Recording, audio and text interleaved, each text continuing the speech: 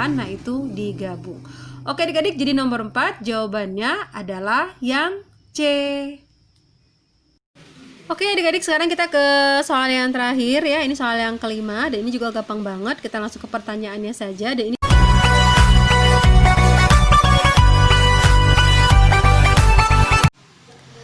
Hai, assalamualaikum warahmatullahi wabarakatuh. Ketemu lagi di my YouTube channel di Dona Family di Saatnya Belajar. Oke adik-adik, senang banget ya bisa ketemu lagi setelah 1 minggu kemarin. Kita pembahasan soal TPS UTBK tahun 2021 untuk tipe penerangan umum. Dan hari ini KW akan membahas tentang pengetahuan dan pemahaman umum.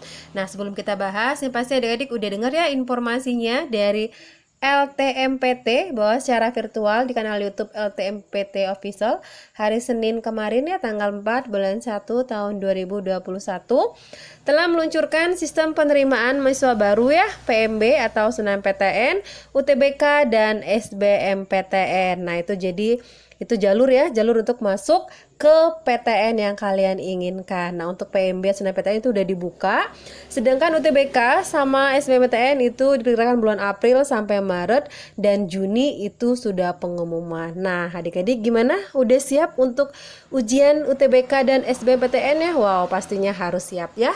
Nah di sini Dunia Family akan meringankan beban adik-adik ya. Jadi di sini KW akan kasih prediksi dan pembahasan soal TPS agar kalian lulus di PTN yang kalian inginkan. Wow, amin ya, amin ya rabbal alamin.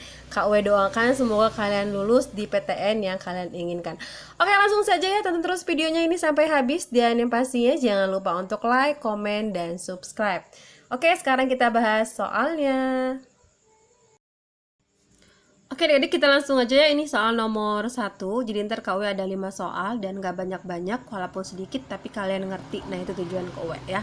Oke nomor 1 kita langsung saja ke pertanyaannya, yaitu bentukan kata yang dimiringkan pada kalimat di atas sama dengan bentukan kata titik-titik. Nah di sana kalau kita lihat kata yang dimiringkan adalah pembumi hangusan. Kata dasarnya itu terdiri dari 2 kata, yaitu bumi dan hangus. Nah itu kalian harus cari dulu ya. Kata dasarnya itu adalah bumi dan hangus. Pada saat dia diikuti dengan imbuhan pem dan an, disatukan berarti menjadi pembumi hangusan. Nah ditanya bentukan kata atau yaitu imbuhannya, jadi proses imbuhannya ya adik-adik ya. Kalau kita lihat yang A, menindaklanjuti. Oke, kata dasarnya memang ada 2, ada tindak dan lanjut, imbuhannya men dan i. Tapi dia nggak bisa menjadi bentukan kata jika diikuti dengan imbuhan pe dan an, jadi menjadi penindaklanjuti itu nggak ada dianya ya, jadi itu salah. Yang B, pengambing hitamkan, itu kata dasarnya kambing hitam, jadi ada 2 kata dasar ya, kambing dan hitam. Dan dia dilekati imbuhan pe dan kan. Nah kita tahan dulu. Karena kalau pembumi hangusan itu bisa diikuti dengan imbuhan me dan kan ya. Berarti dia itu menjadi membumi hanguskan. Nah itu bisa ya. Tapi kalau yang B, pengambing hitamkan menjadi mengambing hitamkan. Nah itu bisa ya. Karena 2 proses kan. Berarti imbuhannya pun an dan me-an. Terus yang C, menganaktirikan, nah itu dia salah. Yang D, ketidaktahuan, apalagi itu imbuhannya ke ya udah beda. Yang E itu kata dasarnya hanya 1, yaitu dengar ya. Berarti yang E juga salah. Berarti jawabannya jelas ya, yaitu yang B. Ya, karena pengambing hitamkan itu proses bentukan katanya sama dengan pembumi hangusan. Bisa diikuti dengan imbuhan pean dan mean. Nah itu adik-adik ya.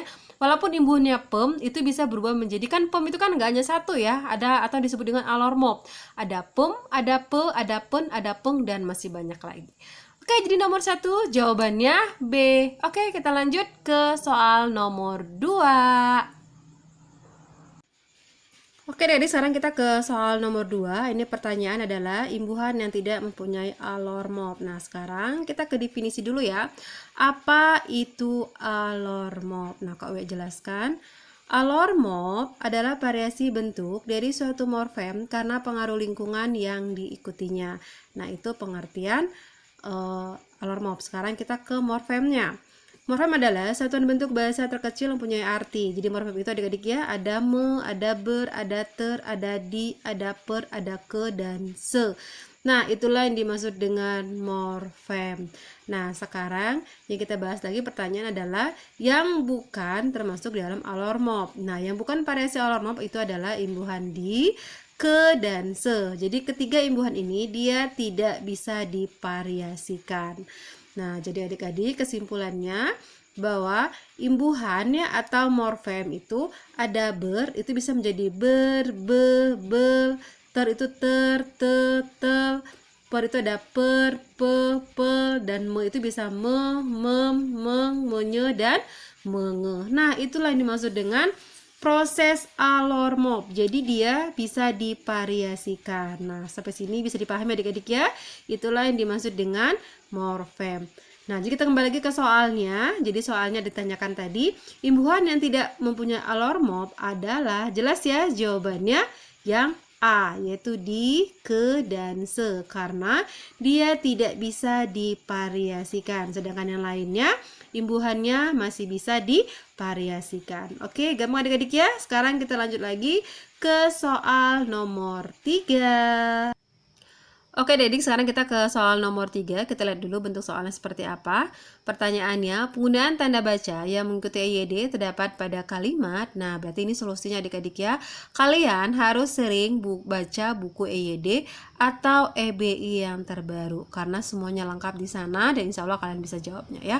Oke, sekarang kita langsung saja ke pilihan gandanya. Yang A, di sana ada harimau loreng, pingin, dan gorila. Nah, kok pingin ya? Mungkin maksudnya penguin di sini adik-adik. Jadi di sini kalimatnya jelas salah ya, karena salah satu hewan itu adalah namanya penguin, bukan pingin. Nah, jadi itu kesalahannya. Jadi penulisannya salah. Yang B, kami semua akan berangkat minggu ini. Nah, adik-adik ingat, karena posisinya di situ adalah induk kalimat dan dia tidak ada anak kalimat atau konjungsi, berarti hilangkan tanda komanya karena kalimatnya masih satu kesatuan. Sedangkan yang C, lukisan paling tua dibuat pada tahun 1992 dan yang terbaru pada tahun 2001. Nah, karena di sana bentuknya perinciannya hanya 2, berarti titik komanya kita hilangkan saja.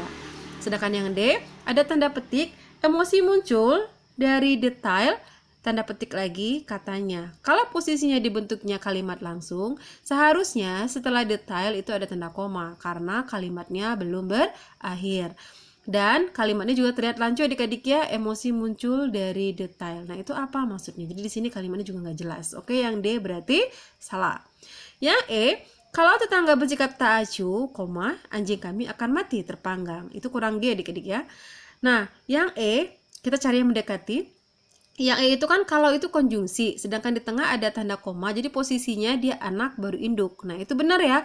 Kalau dia anak dulu baru induk, berarti di tengahnya kita kasih atau kita bubuhi tanda koma. Tapi kalau kita balik nih, anjing kami akan mati terpanggang kalau tetangga bersikap tak acuh. Nah, berarti komanya baru dihilangkan. Nah, berarti mendekati di sini jawabannya adalah yang E ya.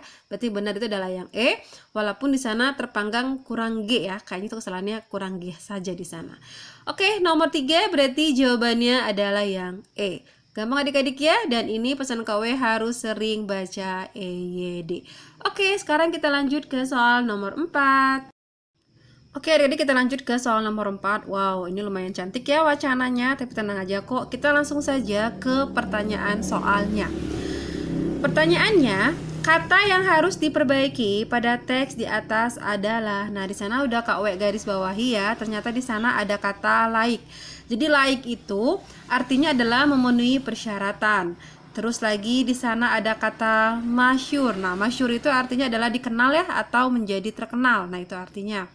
Terus ada lagi menabiskan. Nah, itu arti menabiskan itu dalam KBBI artinya adalah menyucikan. Nah, itu ya. Mara bahaya, udah tahu ya kalau mara bahaya ya berarti itu ada bahaya yang akan datang ke kita. Terus ada lagi pasca kemerdekaan ya berarti setelah kemerdekaan ya. Dan laiknya itu juga sama ya, tadi adalah memenuhi persyaratan ya. Jadi itu arti masyhur tadi itu dikenal atau terkenal, laik atau laiknya itu memenuhi persyaratan. Kalau menabiska itu artinya adalah menyucikan. Oke, manakah di sana yang penulisannya yang salah? Masyhur itu tulisannya benar ya, jadi benar seperti itu ya. Dan laiknya itu kata dasarnya laik itu juga benar. menabiskan itu juga benar. Nah, yang salah itu adalah mara bahaya. Mara bahaya itu penulisannya harusnya dipisah, sedangkan untuk pasca kemerdekaan, nah itu harusnya disatukan karena dia merupakan variasi. Kayak misalnya ada pasca tsunami, ya, terus pasca gempa, nah itu penulisannya disatukan adik-adik ya, itu namanya adalah gabungan kata. Gabungan kata itu contoh lagi kayak misalnya ada tanggung jawab. Nah, tanggung jawab itu masih dipisah, bertanggung jawab itu masih dipisah, tapi kalau mempertanggungjawabkan, nah itu digabung. Oke adik-adik, jadi nomor 4 jawabannya adalah yang C. Oke adik-adik, sekarang kita ke soal yang terakhir ya. Ini soal yang kelima dan ini juga gampang banget. Kita langsung ke pertanyaannya saja, dan ini juga sering muncul di soal UTBK.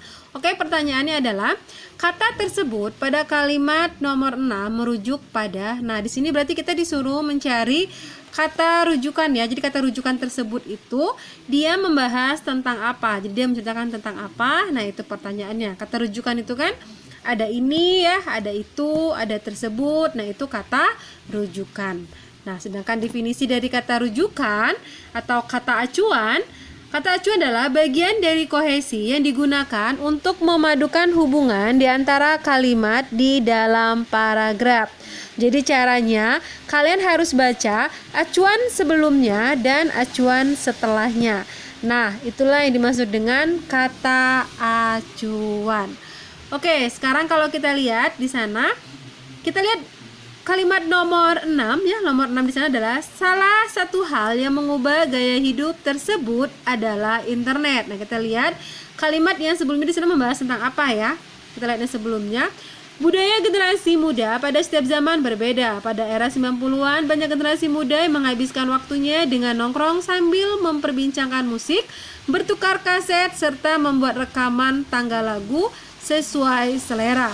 Hiburan utama yang ditawarkan di kafe-kafe juga tidak lepas dari kehadiran musik.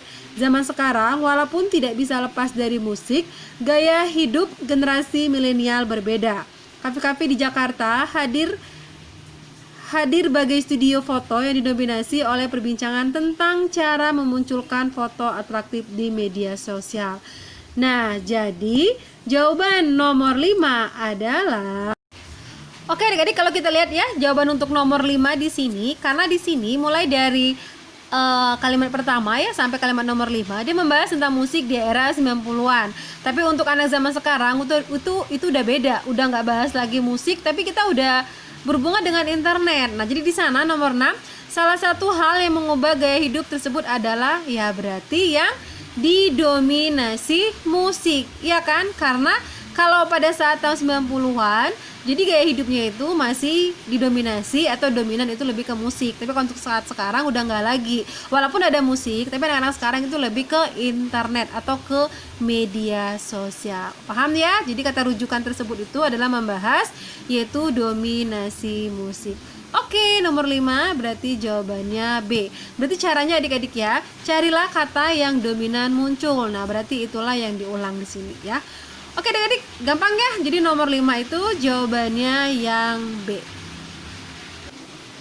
Oke adik-adik, jadi sampai sini dulu ya pembahasan soal TBK kita untuk hari ini. Yang pastinya tetap semangat dan pesan KW, jangan lupa untuk sering latihan soalnya dan mau membaca ya. KW doakan semoga kalian sukses dan diterima di PTN yang kalian inginkan. Dan KW tunggu kabar baik dari kalian. Dan ntar kita lanjut lagi dengan pembahasan soal-soal UTBK yang lainnya. Oke, KW ucapkan terima kasih. Dan yang pastinya jangan lupa untuk like, komen, dan subscribe. KW akhiri. Wassalamualaikum warahmatullahi wabarakatuh.